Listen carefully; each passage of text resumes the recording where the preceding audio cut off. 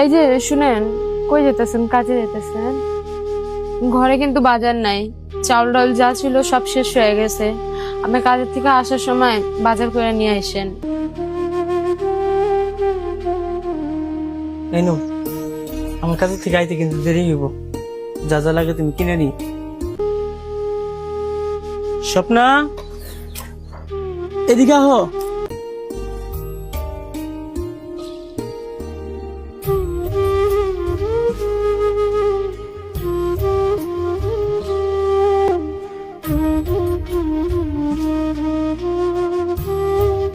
আর হ্যাঁ স্বপ্না, তোমার যে টাকা দিলাম, চাউল ডাউল সবকিছু আনছো তো নাকি? হ্যাঁ, নিয়ে আইছি তো। আচ্ছা, চাউল কয় টাকার আনছো? 2 কেজি চাল নিছি 100 টাকা, আর 30 টাকার ভেন্ডি নিছি, একটা মাছ নিছি 170 টাকা, আর 100 টাকার তেল নিয়ে আসছি। আচ্ছা, তাহলে তো তোমার কাছে আরো 100 টাকা আছে। যাও 100 টাকা নিয়ে আসো। আচ্ছা, ঠিক আছে। দেখো, পুরো বাড়িটা ফাঁকা করে গেছে কই? দাঁড়াও, কই গেছিলা তুমি? এই যে আমার একটা জামা পছন্দ হয়েছিল, এটাই আনতে গেছিলাম। এই সমস্যা তোমার?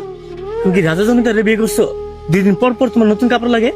এই কাপড়টা বানিয়েছি কই দিন হয়েছে, আবার তুমি আরেকটা কাপড় নিয়ে পড়ছো। তোমাকে নিয়ে আর পারলাম না। কেন, তোমার বার্গার খাইতে মন চাই কে? মুয়ে কি রুচি আয় পড়ছে?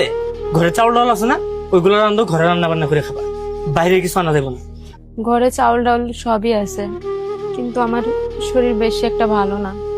আচ্ছা, তোমার শরীর খারাপ আমার আগে করতে পারো নাই? নাটক করো না। আচ্ছা ঠিক আছে, যাও আমি আনতে আসি। না থাক, আনতে হইব না। কেন, তুমি না এইমাত্র খাইতে চাইলা? এখন আর খাওয়ার ইচ্ছা নাই। এখন কি আর কোনোদিনও আপনাকে কোনো কিছু আনতে কমু না।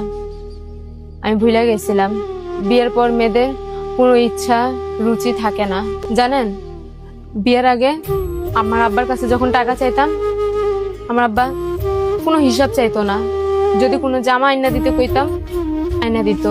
আমি যদি কিছু খাইতে চাইতাম, সাথে সাথে আইনা দিত। আমি তো ভুলেই গেছিলাম যে এটা আমার শ্বশুর বাড়ি, এখানে আমার ইচ্ছা চলবো না। আমার ভুল হয়ে গেছে। আমি আর কোনোদিনও আপনার কাছে কোনো কিছু আবদার করবো না।